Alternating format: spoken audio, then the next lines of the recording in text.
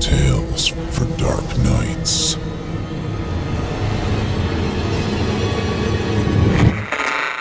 Want to make sure you never miss a Chilling Tales for Dark Nights video again? Be sure to subscribe and hit that bell to turn on notifications. Chilling tales for dark nights.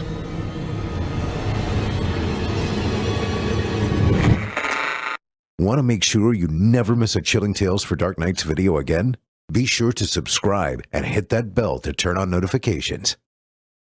It's time to turn off the lights and turn on the dark. Chilling tales for dark nights.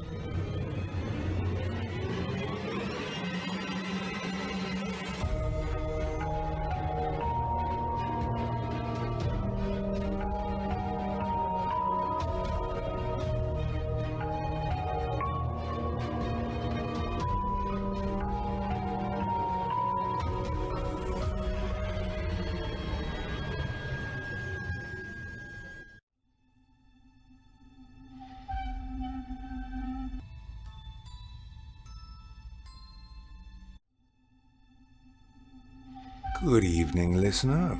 You're listening to Chilling Tales for Dark Nights.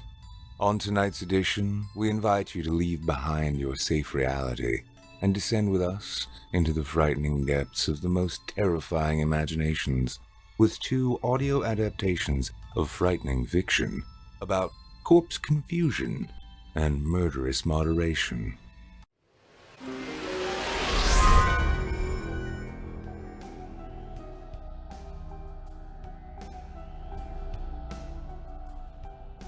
This episode of Chilling Tales for Dark Nights is brought to you by Apartments.com. Have you ever had one of those moments when you realize it's time to find a new place? There could be any number of reasons for it. Say your downstairs neighbor blasts music at all hours of the night. Maybe your upstairs neighbor is a step workout enthusiast. And maybe the guy next door mows his lawn 3 times a day, particularly when you're about to start recording. Yeah, if you ask me, it's time to get the heck out of here. There are a million reasons why you might want to move.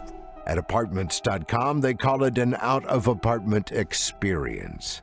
They've helped millions of renters find the perfect place to live, and their powerful search tools will help you find a listing that's just right for you.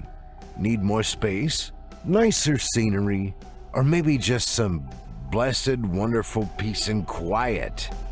Take a moment and check out Apartments.com, the place to find a place.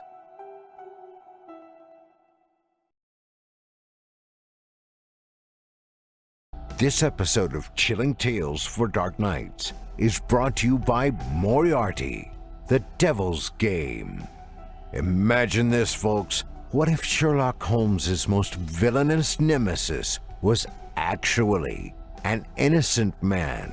If that one tickles your fancy, and I'm pretty sure it does, you definitely don't want to miss the new Audible original, Moriarty, the Devil's Game, a bold new addition to the Sherlock Holmes universe, starring Dominic Monaghan from the Lord of the Rings trilogy and Lost. Moriarty turns one of literature's most famous rivalries on its head, pitting genius against genius as framed fugitive James Moriarty fights for his freedom, armed with nothing but his will and brilliance. What will it take to prove his innocence? And if he succeeds, what will he become? Listen closely and assume nothing. The game is afoot. Moriarty, the Devil's Game, is available now on Audible. Visit audible.com/listen to Moriarty and listen today.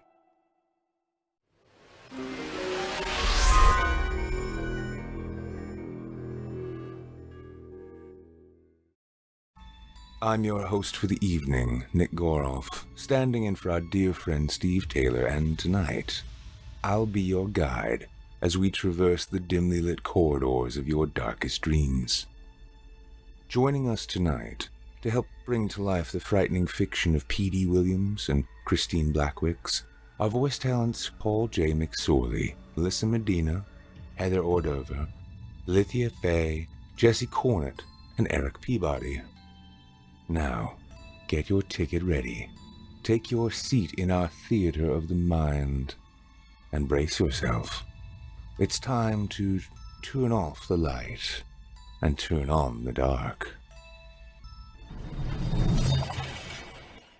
Our first tale of this evening is written by P.D. Williams and is performed by Paul J. McSorley and Melissa Exelberth.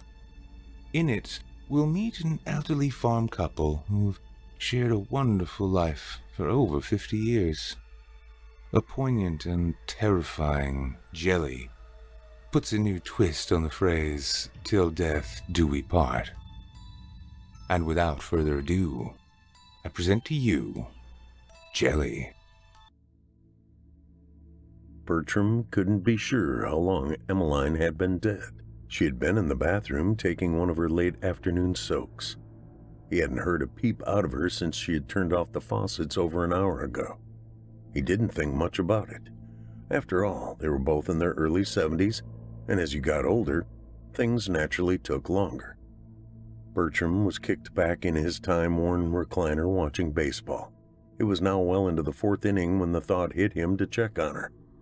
Lord, what if she's fallen and knocked herself unconscious? He had sat through enough of those medical alert commercials to know that it was relatively easy to end up on the kitchen floor or, and this was when the disturbing mental picture took hold of him, a bathtub full of water. He got up, walked to the bathroom, and banged on the door. "You okay in there?" She didn't answer, so he opened the unlocked door and stepped inside. Emmeline was sitting in the tub, her head tilted to the side. She appeared to be napping. "Emmeline? Emmeline, honey?" He inched closer to the tub. The knot in his stomach grew tighter as he reached down and pushed her shoulder. She slumped down to the water line. He jumped back as if the tub had sent an electrical shock through him. Bertram's quaking hand felt her neck for a pulse, but found none. He stared at her chest for any movement. It was still. "Oh, Lordy Lord, Emmeline? Oh, Jesus, no." He backed out of the bathroom until he bumped into the wall in the hallway. He turned and staggered to the living room and dropped down onto the recliner. Bertram was shaky and confused. Once he collected and arranged his thoughts, he realized that the first thing he needed to do was contact the authorities. He shut off the TV, turned, lifted the receiver of the landline phone on the small table next to him, and began dialing 911. Then the voice called from the bathroom. "Bertram, are you there?" He froze, his fingers still hovering over the one button on the phone's receiver. He reminded himself there were no such things as ghosts. He dialed the one, then he heard the waters stirring, followed by the faint sound of feet sliding over the tile floor toward the bathroom door. In his mind's eye, Bertram watched the doorknob slowly turn and heard the telltale creak of the door hinges. The wet footsteps squished as they dragged down the hall toward the living room. Bertram laid the receiver on the table and stared straight ahead at the darkened TV screen. He could see his own reflection and the living room around him. His peripheral vision detected the form stepping out of the hall. He stayed focused on the TV mirror. He might lose what little sanity he had left if he looked directly at her.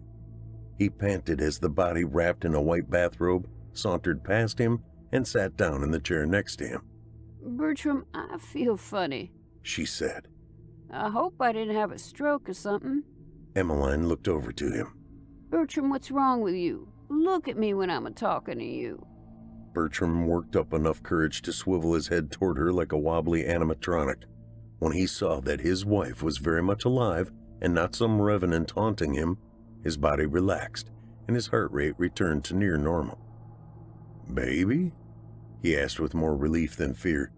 "God of Moses, darling, I thought you'd gone and died in the bathtub." "Died in the bathtub? What's gotten into you, you old fool?" She smiled and snickered at him. "You was in the tub for a while, so I went to check on you. You weren't breathing or moving or nothing. When I touched you, you slumped over like a loose fence post. Are you sure you're all right? Yes, Bertram, I think I might remember dying. I probably just fainted. Them new blood pressure pills Doc Melbourne has me on has been giving me the woozies. I'll call him tomorrow and get that straightened out. She shot a quick glance at the antique clock on the mantel and said, Good gracious, would you look at the time? Have you eaten anything? Well, of course, Emmeline. The first thing I thought of when I figured you was dead was to go into the kitchen and stuff my pie hole. Oh, Bertram. She mewed through one of the loving smiles he always found endearing. You must be starved. I'll whip you up some fried cube steak and mashed potatoes. Ain't you hungry too? You know how much dying can wear a body out. Ha ha, ain't you a riot? You know, for some reason, I ain't hungry. Well, how about you get on to bed and rest yourself then? I've got more of a hankering for a peanut butter and nanner sandwich. All right then, I am feeling pretty run down. I'll see you in the morning. I sure hope so. Emmeline got up from her chair, stood over him and kissed him on top of his balding head before heading off to bed. Sweet Jesus, how her lips are cold. A good half hour before even God himself was set to awaken, the rooster crowed. Bertram sat up in bed, rubbed his eyes, and swung his legs over the side. He drew in the familiar fragrance wafting in from the kitchen. Bertram loved the smell of freshly brewed coffee and bacon in the morning. He threw on some fresh overalls and made a beeline to his breakfast. He leaned over the stove in the kitchen and sniffed the frying pans that created what he liked to think of as the morning miracle. He poured himself a mug of hot black coffee and sat down at the small table by the kitchen window where he was greeted by the glorious sight of one of Emmeline's life-altering breakfasts. He was about to place the napkin in his lap when it dawned on him that Emmeline wasn't buzzing around the way she typically did. His stomach lurched at the thought that she may have passed out again. Hey, honey, where are you at? I'm down here. Emmeline hollered from the root cellar where she stored her delicious homemade jellies. Soon the cellar's two heavy doors slammed shut. Bertram heard her grunting as she climbed up the 3 stairs of the side porch. Darling, are you okay? Do you need some help? No, I'm good. Just needed to grab a fresh jar of jelly. Emmeline replied. Bertram started loading up his plate with scrambled eggs. He heard the squeal of the long spring on the screen door stretching. Come on, old woman, or I'll start the blessing without you. Emmeline scooted past him as he saturated his eggs with Tabasco sauce. He was stretching for the bacon just as she was sitting down. She reached across the table and placed the jelly at the center, next to the biscuits-covered bowl. The jar was her strawberry blend. Bertram read the personalized note on the label affixed to the front. Strappin' strawberry. Main ingredient, love. He smiled as if he were reading the sentiment for the first time. I don't know what's up with me this morning. My joints feel so stiff. Emmeline complained. Oh, now, Emmeline, you know neither of us is exactly a spring chick. Bertram looked at her. She had dark circles under her slightly milky eyes. Purple veins crisscrossed her upper torso. Bertram, what is it? Are you all right? You look like you've seen a ghost. Bertram swallowed hard. Emmeline, baby, have you looked in a mirror? No, I just threw on my dress and got about my business. I didn't have the energy to go comb my hair or brush my teeth. Besides, who's there to try and impress way out here anyways? Speaking of teeth, my jaw feels tight. It's making it hard to talk.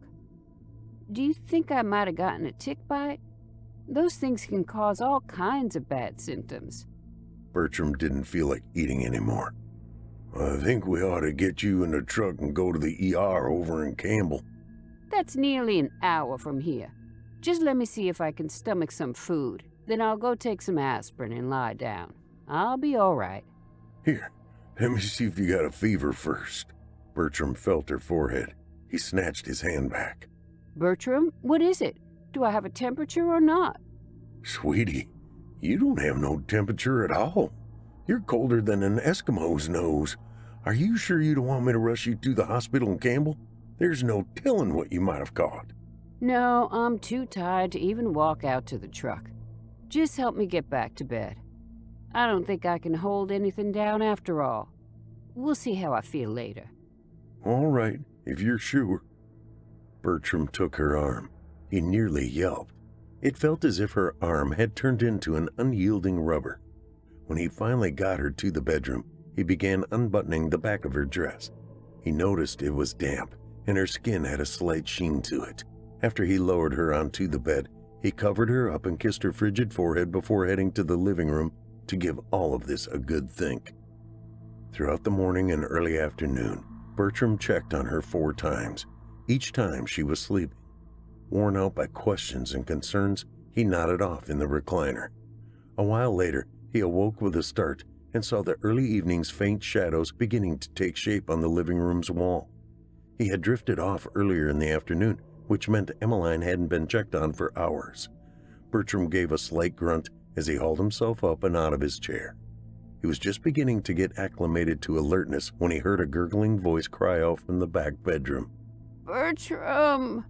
Her voice sounded like it was underwater. Bertram was running down the hall when the odd smell hit him. It was like rotten fruit and spoiled meat. He charged through the bedroom door, flipped on the light switch, and blocked his howl with his palm. Bertram, She asked. do I look odd to you? I feel different from this morning. What do you think's going on?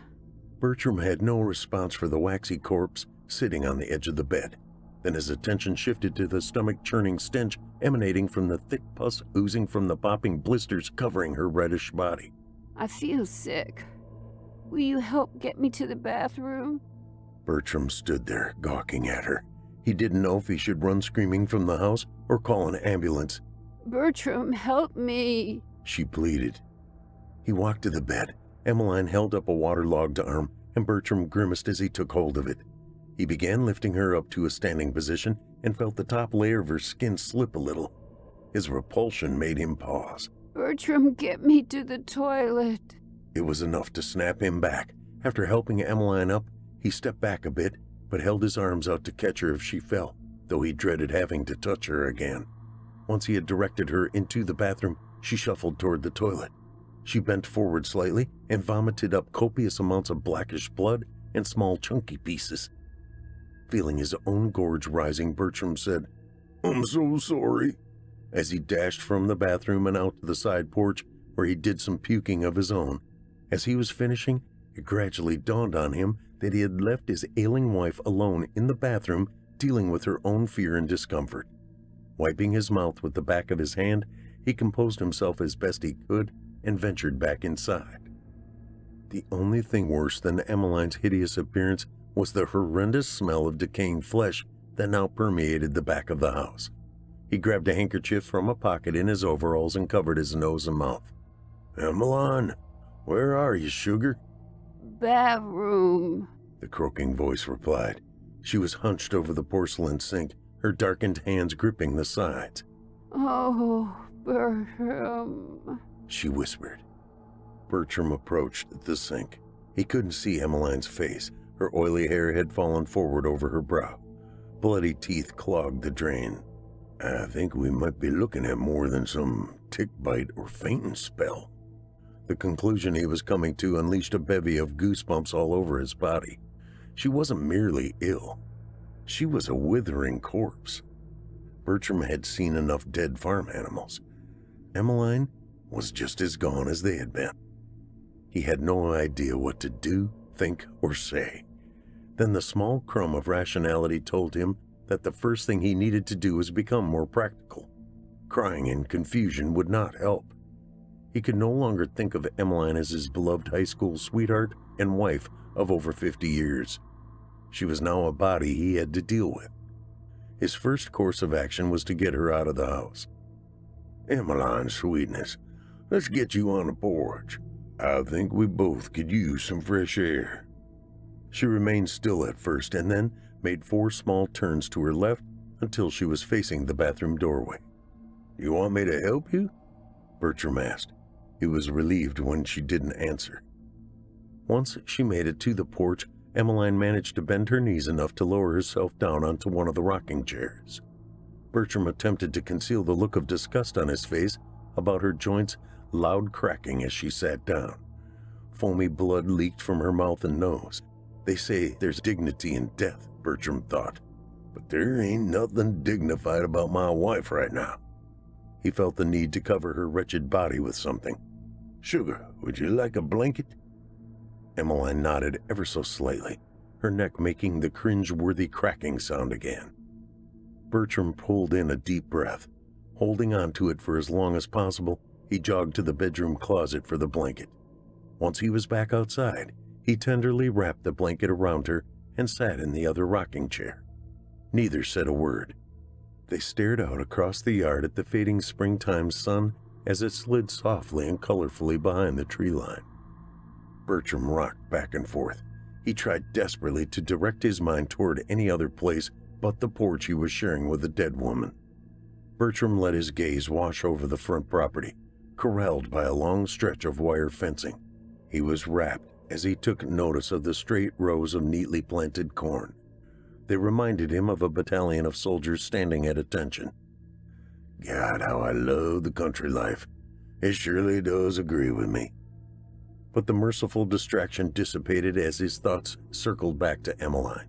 He recalled fondly the acreage portion that she had claimed, the magical place that ran along the north side of the house that gave the fruit bushes their first breath of glorious life. She used the berries she grew to create her wondrous and delectable delights. His lips trembled as he remembered the unique labels she made for each jar. She'd give each flavor a catchy name, like Big Bad Blueberry, Betcha Like'em Blackberry, or Really Red Raspberry. And just as she had done on the label for the strawberry jelly she had served at breakfast, she always finished out the stickers with the affectionate phrase, main ingredient, love. As the hours wore on, Emmeline's wet breathing slowed. Her once bold eyes grew dull and distant. Despite his effort to stay awake with her, Bertram eventually fell into a deep and uneasy sleep. He was so drained that he slept past the rooster for one of the very few times in his adult life. He was awakened by a loud buzzing. Emmeline was still gazing well past nowhere. Her eyes had receded deep into their sockets. The buzzing that Bertram heard was the numerous flying insects rushing in and out of her open mouth, invading her nose and ears. Her greenish body had bloated.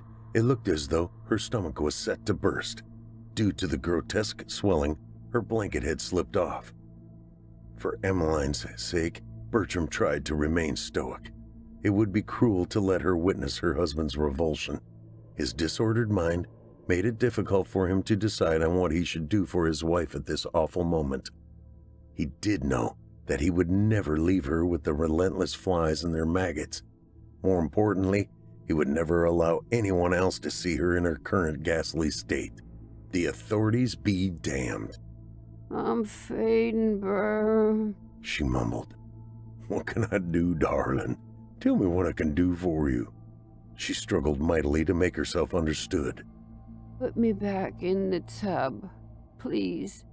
Let me try and wash this mess off of me. It was hard for Bertram to watch the filthy insects pushed out of her mouth as she spoke. It seemed evil and profane, and it brought about a wave of anger.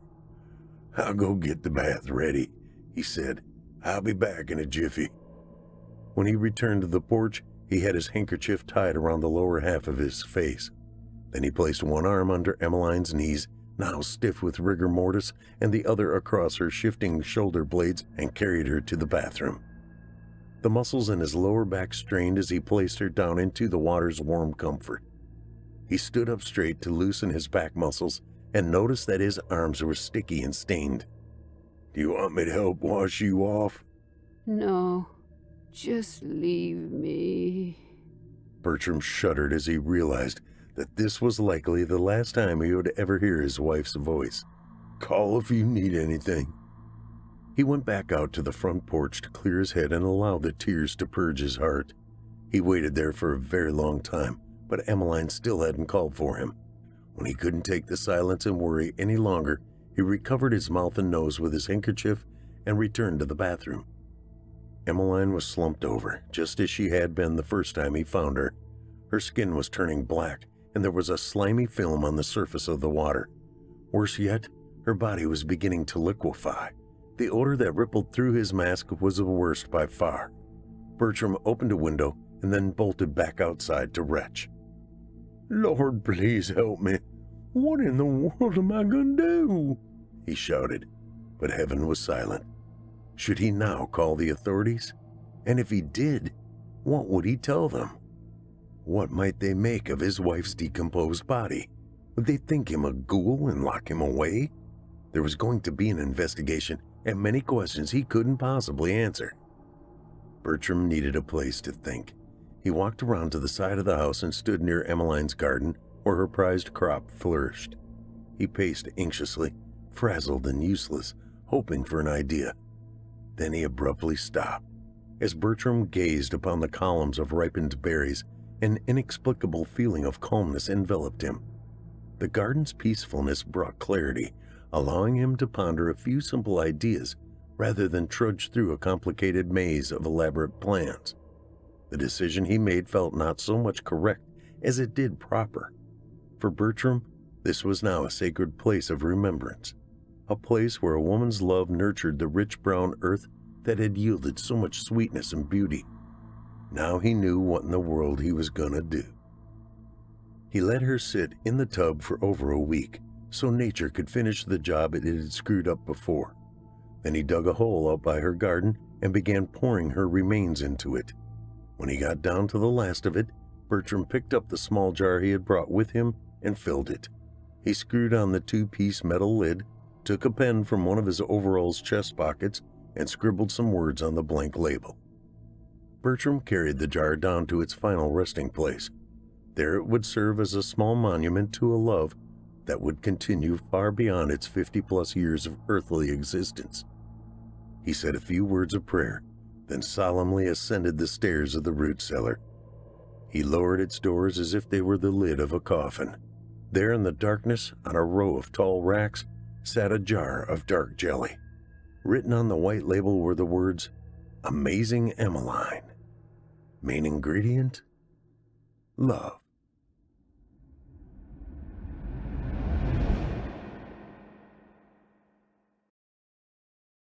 I hope you enjoyed Jelly, as written by P.T. Williams and voiced by Paul J. McSorley and Melissa Exelberth. You can read more from P.T. Williams throughout our YouTube channel and podcast episodes, as well as on his author profile with us at creepypastastories.com. Just search for Williams in the search bar. That's WILLIAMS. To find more of his terrifying tales and ways to follow him on social media.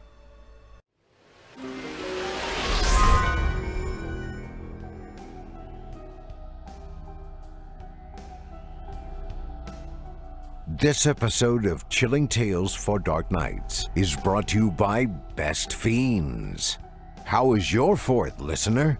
Mine? Well, it was like any other day. While the burgers and dogs were out there sizzling on that barbecue, I was cooking slugs the way I like 'em. Well done. And while the fireworks were exploding overhead to the tune of the 1812 Overture, I was putting on my own show, blasting the bad guys into Slugmageddon. Yeah, my family and friends were all like, "Where the heck is Steve? Doesn't he want to tie one on and blow stuff up?"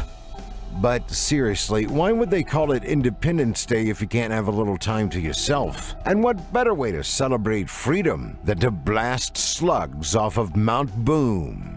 Forget your burgers, I'm playing Best Fiends. Best Fiends is more than a way to declare your independence, folks. It's the best mobile game you're ever going to play. It's got all of the best elements of Match 3, adventure, and even role-playing games all rolled into one. And sorry, fam, no barbecue could ever stand up to it. Here's the premise. You and your army of fiends, the good guys, are on a mission to defeat the slugs, the not-so-good guys. You start the game with only a few fiends, but recruit new ones along the way.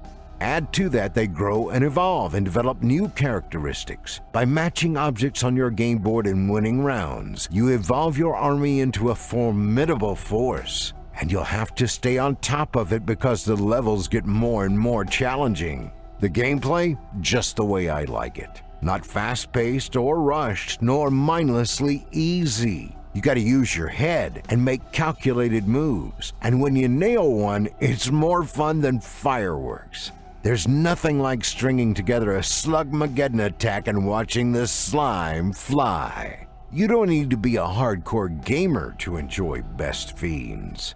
It's a game anyone can enjoy. In fact, once everyone at the barbecue found out what I was up to, they all started playing themselves. They've got a ways to go to catch up with me. I'm on level 1,734. You understand? But it's still never too late to start. Meanwhile, next year, I doubt anyone will be paying much attention to the fireworks. There's no Wi-Fi required, by the way, so wherever your friends drag you off to, your fiends will be ready and waiting. So download your favorite getaway, Best Fiends, for free today on the App Store or Google Play. You'll even get $5 worth of in-game rewards when you reach level 5. That's friends without the R. Best Fiends. Thank you for your support and supporting our valuable sponsors.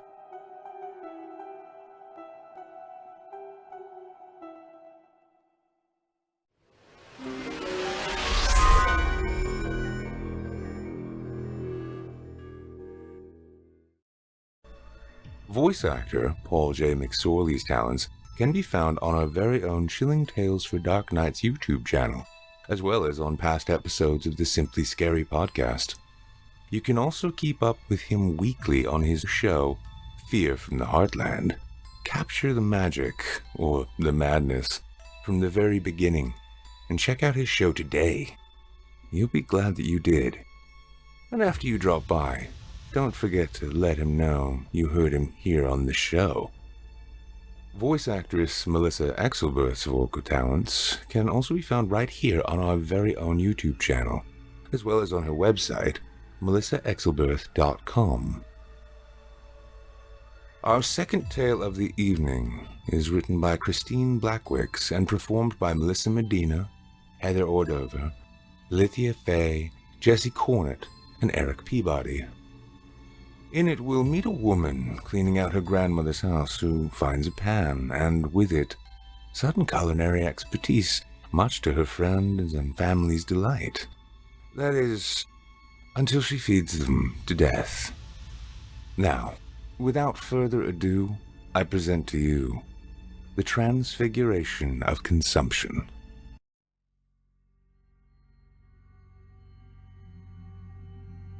When she first brought home the iron skillet, no one questioned her sudden culinary skills, except for maybe her mother. Honestly, Katrina, I don't understand what's gotten into you. I've never seen you express one whit of interest in food. It was also her mother who commented on her weight. Honestly, Katrina, with all these fancy meals you effortlessly whip up, I don't know how you stay so skinny. Do I need to worry about an eating disorder? She patted her stomach. I swear, these extra 5 pounds are all on you. And her mother, who months later lamented, Honestly, Katrina, you look downright skeletal. It's like your weight is sloughing off on me. Frankly, she paused, lowering her voice. It's like you are plumping us up like chickens. Maybe consider lightening the feed? She winked. In the meantime, be a dear and warm us up a little of that bourguignon from last night. Katrina stared down at the overly rouged cheeks. Her mother was too still to be sleeping. This coffin, the third she'd bowed over in as many months. Her eyes were too numb for tears. Her heart was too hollowed out for pain. The cathedral doors opened, liberating a breeze that whispered against her cheek. Her mother's voice caressed. Honestly, Katrina, I think you fed me to death. 6 months earlier, when her grandmother died, it fell to Katrina to clear out her house so it could be put up for sale. With her part-time job as a waitress and full-time job as an aspiring illustrator, everyone in her family assumed she had the free time to make it happen. It was a rainy Tuesday afternoon, and the closets under the eaves smelled like cedar and wet leaves. Her back ached from ducking around tight spaces, and her nose ran from insects' dust and crumbling carcasses. Rubbing her back, she scooted out of the closet and fell on the nearest twin bed. Kat cocked her head as she studied her progress. As a sole worker in this establishment, she determined that anything deemed worthy of selling was her profit to keep. An assortment of personal items caught her fancy. Her favorite is a paperback book of photographs of women from the 60s fishing, topless, a gag for her brother's stocking come Christmas. The sky deepened as she took load after load down the narrow staircase, frequently knocking her knuckles against the walls as she navigated the precarious incline. She forced herself to do one last sweep to make sure she hadn't missed anything. Flashlight in hand, she commenced an inspection of the upstairs attic room. The temperature had dropped, and she shivered. Although she'd never admitted to her siblings, Kat always felt a bit creeped out by the closets with their gaping orifices open on either side of the twin beds. The two halves of a mouth are about to close and swallow its inhabitants. Without her grandmother's presence, the house felt starved. Kat entered the room with a sigh of determination, flipping a switch that didn't light. She stomped over to the first closet, shining her beam. Empty. Kat pushed the tapestry of the other closet aside, mind contemplating takeout options. A patch of shadow glimmered when she swept the light along the dark recessed corner. Frowning, she scurried under the flap to take a closer look. She crouched down. The light stuttered off an object she'd missed. She crawled to the spot, positioning the flashlight to shine into the corner. Reaching out, she touched cool metal. She wrapped her hands around the outstretched length and tugged. It clanged against the boards as it bounced over to her. The heft, too much for one arm, had her dragging it while she collected her flashlight and fell back onto the room's carpet. She took a breath, studying the object on her lap. A cast iron skillet. Light from her torch absorbed into the flat, black surface and reflected back a kaleidoscope of color. When she turned over the skillet, property of KOOC appeared stamped on the metal. Hunger gnawed. An odd name. She looked forward to looking it up on the internet when she got home. Could she cook tonight? Her mouth watered as her mind rifled through various concoctions. Then she laughed, remembering the failed romantic dinner she'd burned for her ex. She cradled the cold metal to her chest. An idea was forming around a simple grilled cheese. Her belly gurgled, and she hauled her find down the stairs. As she locked up, she planned her list for the store. When she got home, she knocked on Barry's door. He lived a couple of units over. Well, this is a surprise. He grinned. I'm making dinner. You interested? His smile deepened. Kit Kat, I've never known you to cook. Is this a euphemism for something more nefarious? Kat rolled her eyes. Maybe if you're lucky, but I'm serious about the food. You in? How can I refuse? He ran a hand down his thick braid. What can I bring to drink? At the deli, she'd picked up a loaf of uncut multigrain bread, blue cheese, smoked uncured bacon, beefsteak tomato, basil, and a sweet onion she planned on caramelizing in honey and butter. You wouldn't have a pale ale or IPA? Why? You are full of surprises this evening. I'll see what I can do and be right over. Kat became enchanted with the thrill of something new, like a mysterious aubergine door or a persimmon rose to birth a fairy princess. Elements of spice, herb, and an ingredient called to her. Rufescent threads of saffron, pearlescent sheets of spring onion, or the transfiguration of gray meat to bronzed perfection lured her like a sailor to the sea. She started with easy meals like exotic scrambles, but soon found herself crafting soups and complex sauces. With increasing frequency, her table was full of friends eager to share her creations. Barry was the first to offer up his belly as an official taste tester, but he certainly wasn't the only one. Her mind processed ingredients, diet preferences, and allergies with the efficiency of a calculator computing algebraic equations. She conspired with 3 different bakers, knew a local butcher by name, and became friends with the owner of her favorite farmers market stalls. All found their way to her table. Katrina worked in a frenzy, painting, cooking, and hosting, so much so that weight started to melt off her frame regardless of how decadent her meals were. While she didn't obsess over her weight, her mother did enough of that for both of them, she dreaded the endless discussions that weight loss inevitably curried. She found herself digging through her closet for items that hadn't fit in years. One night, as Kat fell into her nest of a bed in that delicious in-between place before falling asleep, she concocted a muffin recipe. A couple of her coworkers from the restaurant had been over for a meal and bragged her cooking rivaled Damien's, the head chef at their 5-star establishment. Ever since she'd heard the rumors, he'd been harassing her to bring something. The problem was, her real inspiration revolved around things that could be cooked with the black pan. Yet a breakfast muffin evoking the seasons percolated as she fell asleep. Dissipating into an endless abyss of night, she floated in darkness without time until sweat bathed. She awoke. She stumbled into the kitchen to make coffee and discovered a strange item sitting on top of her stove. A muffin tin. The shade was so dark it sucked the sunlight from the room. She ran her fingers around the smooth, opalescent surface. Lifting it took 2 hands, and she read the same strange imprint on the bottom. Property of KOOC. Upon bringing the frying pan home, she searched briefly on her computer, but couldn't trace any company information about the brand name. She'd lost interest. Now, though, somehow, she'd inherited a companion piece. Probably a gift from Barry. He had a key to her place and the wherewithal in both time and resources to find other pieces from the set. She grinned and threw on her coat and shoes, eager to rush to the store.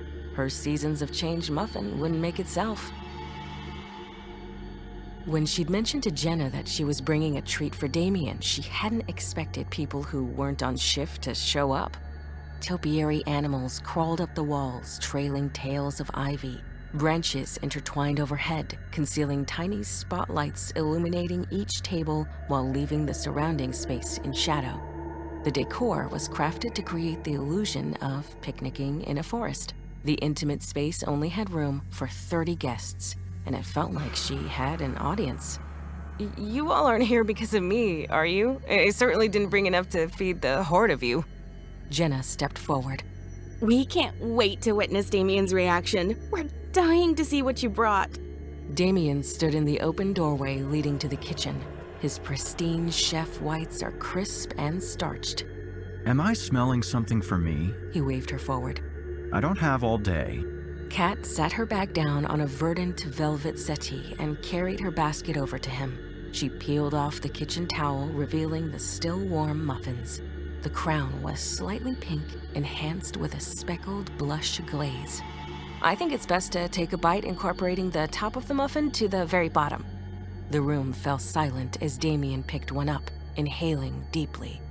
He opened his mouth wide and took a bite. His eyes closed. Kat laughed. I know, right? What is this? Damien asked after he swallowed.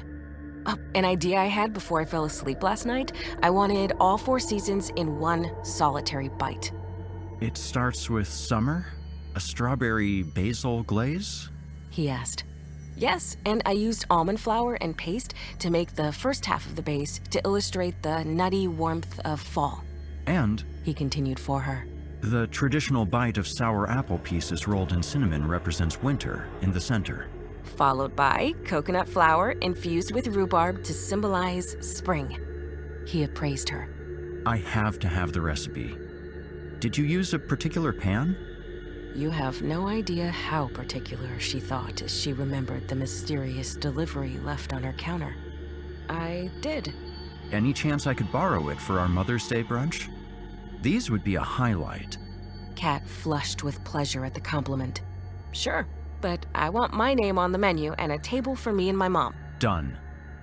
He moved to go, but turned back to gently pry the basket from her arm before making his escape back into his lair.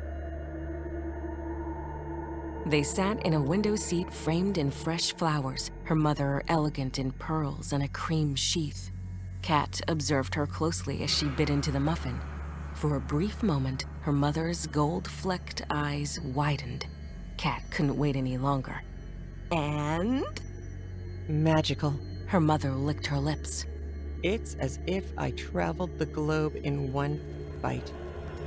Damien's quite the catch. Have you considered dating him? Damien didn't come up with the recipe, I did. Kat pointed at the menu. Look, I even have a chef credit to prove it. She ground her teeth to keep a neutral expression on her face. Honestly, Katrina, you're telling me you're a chef now? What happened to illustrating? Her mom smiled as she said it, but there was an undercurrent of mirth below her words. I'm still an artist, only my subject matter has metamorphosed. Kat willed her eyes not to roll. Why am I not surprised? Her mother kept picking at the pastry, tearing bits and eating them. So, what is it now? Portraits of food. You should come over and I'll show you. Kat wished her mother would join her for a meal and look at her work. Her mother gazed at her candidly. Katrina, should I be concerned about your fixation on food when you look skinnier than I've seen you in quite some time? Are you eating? Obviously, Mom. I couldn't create recipes without tasting them. I think I finally found my passion. I'm glad to hear that. She glanced down at her plate, the muffin gone. Huh, I can't believe I ate the whole thing. What has gotten into me? You came up with that? Kat grinned. Yes, and it's all thanks to Grandma's skillet. Her mother's eyes narrowed. Your grandmother wasn't known for her cooking skills. Huh, well, maybe it was a family heirloom. It's definitely old. I found it hidden away in the back of a closet. Her mom's considering stare smoothed into a smirk. When can I be invited over for dinner? Over the months, Kat's inspiration grew. She would have her first art exhibition in a small but well-respected gallery. One of her friends brought an acquaintance who worked at an art gallery and insisted on showing her work to his boss. Damien hoarded the baking pan, always making excuses as to why he couldn't return it. He incorporated muffins, cupcakes, and popovers into his daily mix of menu offerings. Her life flowed like a movie, and if she was a little tired each morning from being consumed by carmine ribbons of fire, it was the price of an overly imaginative mind. Now her mom was a frequent visitor and often stayed late helping to clean up. Their relationship grew in the way she always yearned. Everything in her world was perfect until Josie came to town. Banging on her door brought Kat out of a fugue state. She'd been trying to mix the right intensity of indigo for the garlic spear she was painting. "I'm coming!" she yelled. It sounded like someone had brought a battering ram. Kat wiped paint on her pants before grasping the handle. On the other side stood Josie. They both stared at each other for a full minute before she spoke. Jesus Christ, Kat. Are you on a new diet? Josie, this is unexpected. Her ex traveled for work. Enough that it had impacted their relationship, and after 2 years of dating, they broke it off. Josie reached out and touched her collarbone. Seriously, Kat. It looks like you're going for heroin chic. She tamped down the warmth that trickled from that touch. Kat pulled back. I'm fine. I'm only in town for a few days. May I come in? Kat opened the door wider and gestured for her to enter. Josie stood in the middle of the room, looking at the paintings stacked against the wall. What happened to your furniture? I moved it. I needed the space. I can see that. Josie frowned, her perk nose twitching in a way that made Kat always think of soft, fluffy rabbits. I stopped by the restaurant last night. I'd read about Damien's pastries in the paper. It didn't sound like his style, so naturally I had to see for myself. The crab center with the aioli glaze was enough to make me come. Jenna told me it was you who got him started. Me, or possibly one of the pans I found when cleaning out my grandma's house. I was sorry to hear she passed. Yeah, me too. Can I offer you something to drink? Kat chose to speak her mind once they'd settled into the table, both with infused iced teas of nectarine and fresh mint. So, what brings you by? It hurt to see Josie and know she wasn't hers anymore. After talking to Jenna last night, it seemed like a lot has changed. I tried calling, but... Kat chuckled. Yeah, I'm constantly misplacing my phone, and I've turned off the ringer, so I'm not interrupted during a creative spell. A key sounded in the lock, and they both jumped. The door opened, and Barry strolled in, arms full of groceries. Kat went to help him. Barry glanced from Kat to Josie. Sorry, I wasn't aware you had company. I didn't want to disturb your work. He tilted his head. Josie. Hey, Barry. Josie's tone cooled. I'll leave you to it then. Dinner at 8 tonight? Perfect. Kat could cut the awkward tension in the room with her palette knife. Thanks for shopping for me today. She gave him a peck on the cheek to annoy Josie. He shot the peace sign to Josie before heading out. What is going on here? Josie demanded. What do you mean? You don't get to walk out of my life and then walk back in and be all judgmental. Kat, are you blind? The man looks morbidly ill. Kat shook her head in confusion. You should be buying him groceries, not the other way around. Is he sick? Taking too many drugs? You know he's in recovery. Are you sure about that? Of course I'm sure. He's my friend. I see him every day. He helps me with dinner. He's been present in my life, unlike some people. Josie studied Kat. Okay, I guess I deserved that. But this has been hard on me too. She reached out her hand to touch the tips of Kat's fingers. Kat wanted to relent, take Josie in her arms and show her what she'd been up to and how she'd spent the time after their breakup. But she wasn't sure her heart could take the rejection. Are you doing anything tonight? Why don't you come over? Get here early and you can help me prep. Say 6? I've got to finish this. I have an art exhibit coming up. She paused, indicating the giant vegetable before continuing. Josie's face lit up. Oh, Kat, that's wonderful. I always knew you were batshit talented. Their eyes locked, but Kat glanced away first and walked over to the door. So, tonight? Josie nodded. I can't wait. Kat watched Josie pace about the room. Throughout the dinner, Josie became increasingly antsy. Why couldn't she enjoy herself like everyone else? When Barry left, Josie practically slammed the door behind him. She took a deep breath and scrutinized Kat. What did you think of dinner? Kat asked. She made a seafood cassoulet with fresh mussels, clams, and Copper River salmon, which had been caught that morning. Josie walked to the table and pulled out a chair for Kat before taking a seat herself. Kat, we've got to talk. Okay, but you could just come right out and say you hated the meal. Damn it, Kat. The meal was great, but you can't see what's going on right in front of you. What are you talking about? Not a single person at your table appeared healthy. Your mother was puffy with chub, which is a far cry from the Shar I know. Barry looks like he's close to turning sideways to waddle through your door, not to mention his skin is sickly and sallow. The only person who seemed remotely robust was the fisherman Barry invited, but he hasn't been coming to your soirees, has he? What does he have to do with anything? Why can't you be happy for me? Kat stood. Look around you. Something is seriously off. Since when do you cook like a Michelin chef? Everyone is gorging like mosquitoes ready to lay eggs. Your friends have put on weight, yet you can't keep any on. Don't you wonder about your sudden obsession with food? I think you should go. Kat, open your eyes. Something's not right. It's that pan. Isn't that what you said earlier? You found that pan and suddenly became inspired? Seriously, Josie, leave.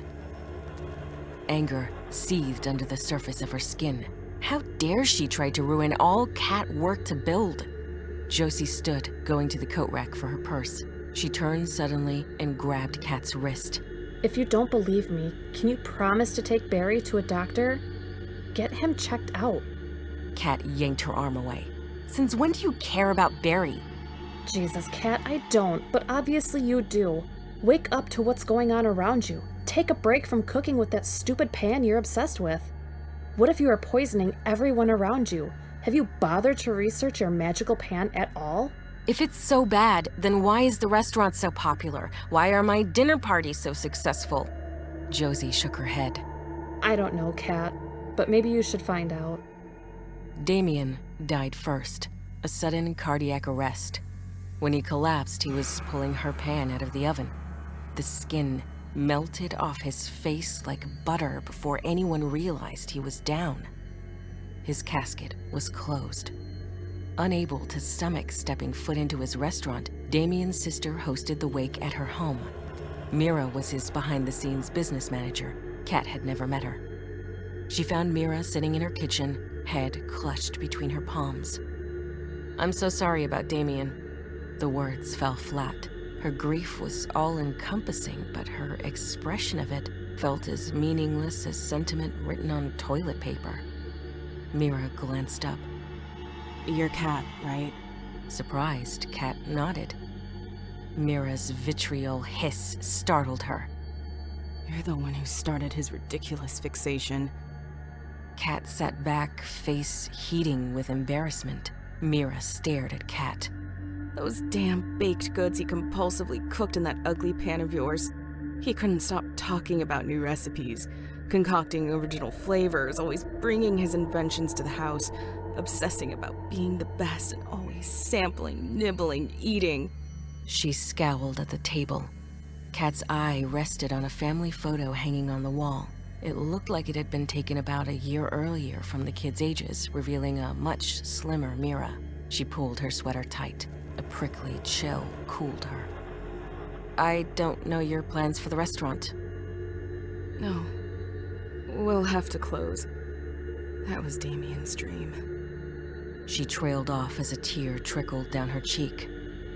"Before you sell anything off, I was hoping to grab my pan." Mira peered up in disbelief, and Kat rushed on. "I'm not in a hurry or anything, but I wouldn't want to lose it. It was my grandmother's." Mira studied her for a long moment before responding. "You're welcome to your devil pan." Kat began to fret when she hadn't seen Barry for a few days. She was picking up her mail when another neighbor told her about his ambulance ride. Kat hurried to the hospital. When she arrived in his room, she couldn't reconcile the figure on the bed with her Barry. His cinnamon skin was blotchy and pallid. The long raven hair, the pride and joy of his heritage, hung in lank, greasy clumps. When he opened his eyes, rotten yolks were revealed. Kat became afraid. "Hey, Kit Kat."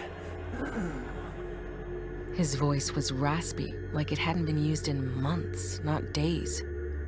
"Barry, why didn't you call me? I would have been here in an instant." Kat put her hand over his, clasping it gently. I didn't want to trouble you.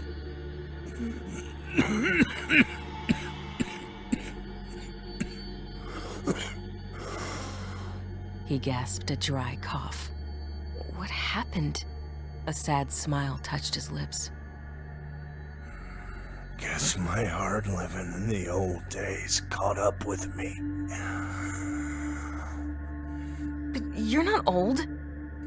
Apparently, pancreatic cancer isn't picky about your age. Oh, Barry, no. Tears burst from her eyes. Don't you worry. I'm going to beat this. I just need a little TLC.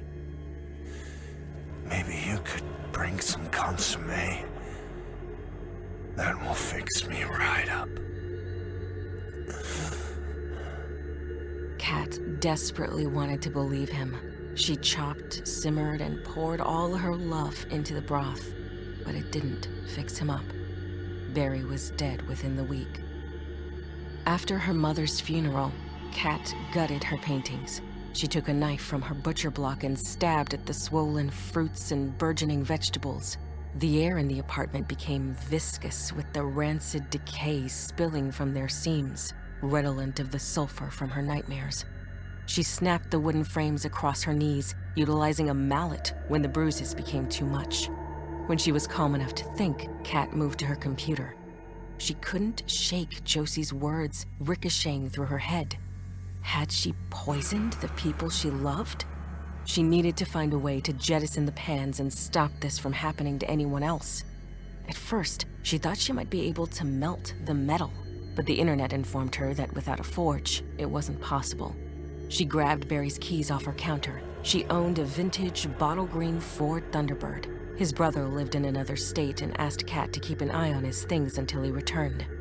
She stopped at a hardware store to pick up a sledgehammer and work gloves on her drive. It took two trips because of her weight. When she got into the car, she opted for a remote beach that Barry had introduced her to a few hours away. All through the trip, her gut raged and screamed with hunger. Everything from seared scallop coq au vin and an innovative take on gâteau Saint-Honoré assaulted her mind. She visualized Barry's unnatural eyes, her mother's unrecognizable face, and Damien's closed casket to keep herself from driving to the grocery store and heading back home. When she got to the beach, the waves blended with the sky and shore in one monotonous shade of gray. The wind blew, shoving against her as she hauled the pans out of the car to the dead logs scattered at the high tide line. It took some time to break down the baking instruments into shards she felt small enough to toss into the ocean. The brittle metal proved no match for her grief.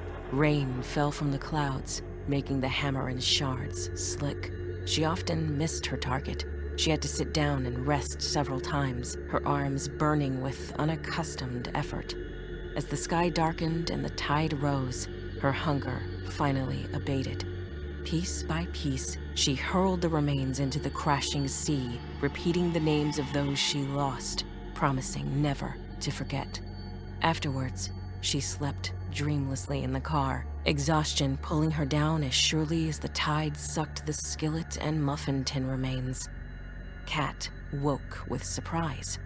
She was amazed at how the sun brought out the blue-green of the sea, the khaki of the sand, and the cerulean of the sky. Her hands itched for her paints, reminding her of the work she'd shredded at home in a flash. She considered the pieces hanging at the gallery, all the pieces sold. Her stomach grumbled. She frowned, losing the ephemeral thread of thought. Instead, the neon brilliance of the 24-hour drive-in chain down the road took its place. She started the car and drove off, the ocean in her rearview mirror.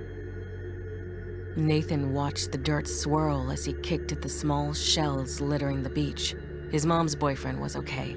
He didn't give him $5 to buy something at Larry's Gas and Guzzle. However, knowing they were trying to get rid of him made him feel like he was being paid to leave, which tainted the fun of spending. He often wished he had a brother or sister to boss around.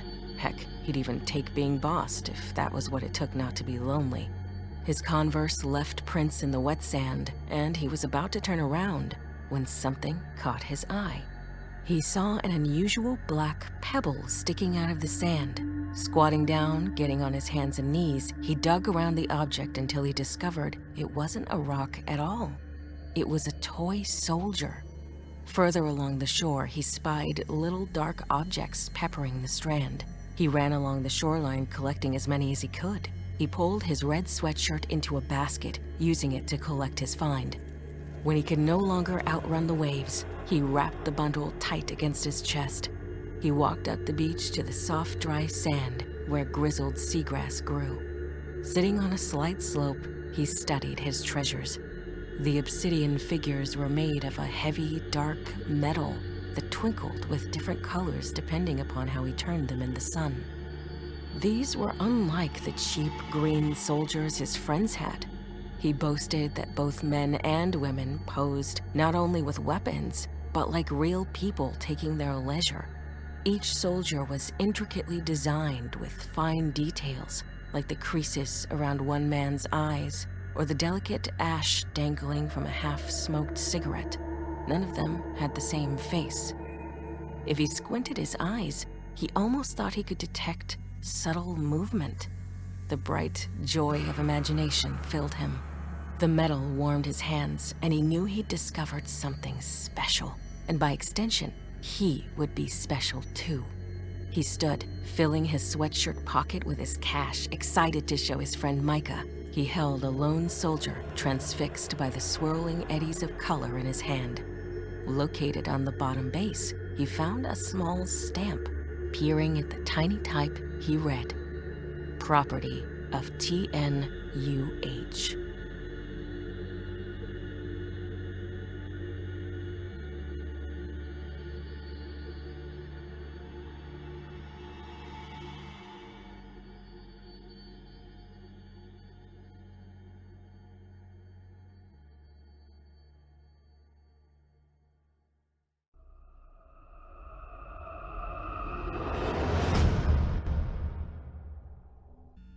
I hope you enjoyed The Transfiguration of Consumption, as written by Christine Blackwicks and performed by Melissa Medina, Heather Ordover, Chilling Tales for Dark Nights newcomer Elithia Faye, Jesse Cornett, and Eric Peabody.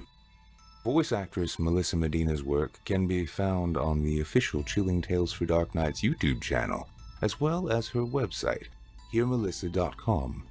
That's HearMelissa.com.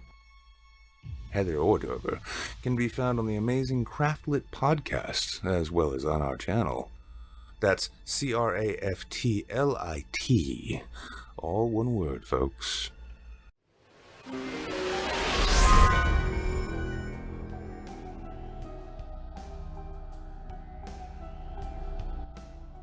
You love a good whodunit, don't you, folks? Well, I'm here to tell you about a brand new audio drama from our friends at Audible called Moriarty, The Devil's Game, featuring everyone's favorite detective, Sherlock Holmes. In it, notable mathematician Professor Moriarty joins his fiancée Rose Winslow in London to shop for her wedding dress. But the next morning in their hotel room, the police arrive to find Winslow with her head caved in, and Moriarty distraught and confused. Imprisoned with no bail, Professor Moriarty faces the gallows for the murder of his fiancée and all the evidence against him. But could a man of such logic and social standing be capable of such a crime? In desperation, he reaches out to the only man that could possibly help him, Sherlock Holmes. Starring Dominic Monaghan from the Lord of the Rings trilogy and Lost fame, Moriarty turns one of literature's most famous rivalries on its head. It pits genius against genius in an epic origin story that recasts Professor James Moriarty as a desperate fugitive framed for murder, hunted by dark forces who'll stop at nothing to exploit his brilliance. With Sherlock Holmes, Scotland Yard, and the British Crown closing in on him, Moriarty must confront the ultimate question: what will it take to prove his innocence? And if he succeeds, what will he become? With a sensational cast and meticulous sound design, Moriarty is a heart-pounding series with twists at every turn. You'll want to binge the whole series, take it from me. And when you do, just remember, it takes a villain to create one.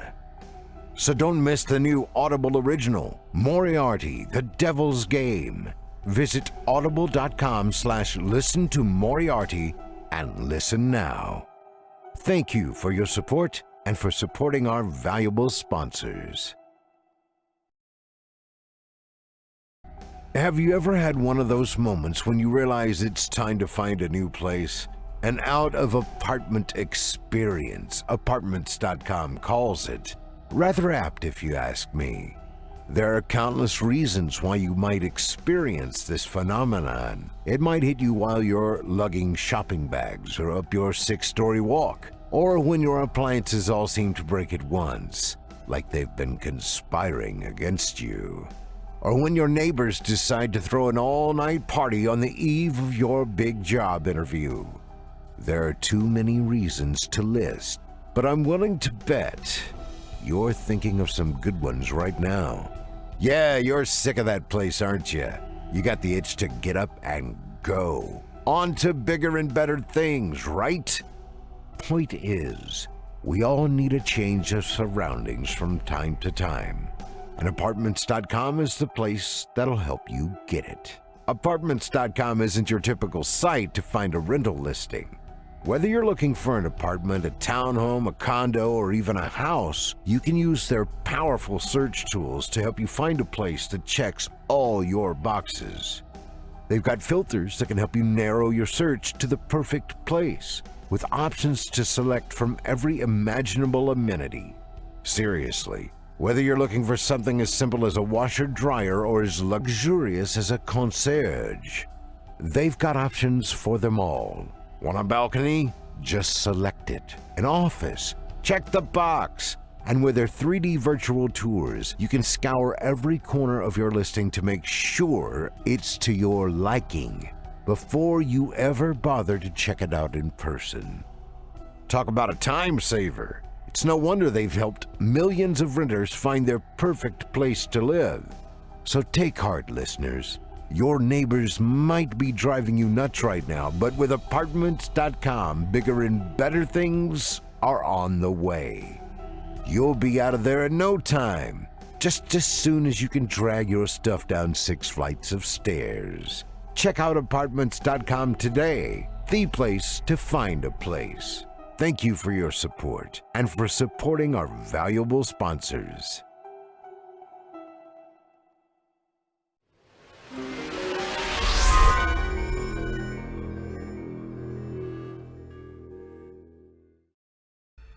If you enjoyed Mr. Peabody's performance, you can hear more of him on the Chilling Tales YouTube channel, where he holds the second place championship title for 2019's Evil Idol competition, as well as recently becoming the new host of Horror Hill.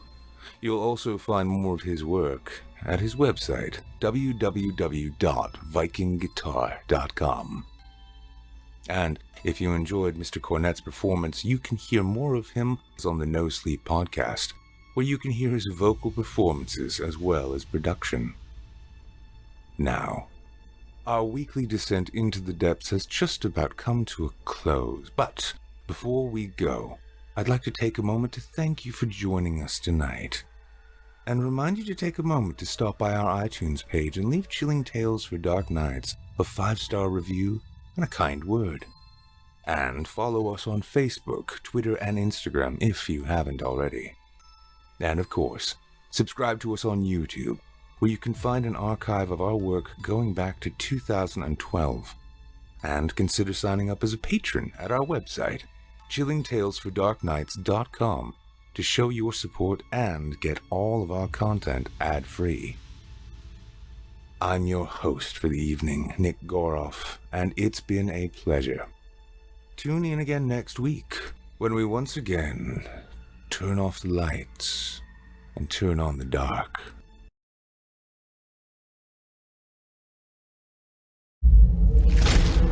Chilling Tales for Dark Nights.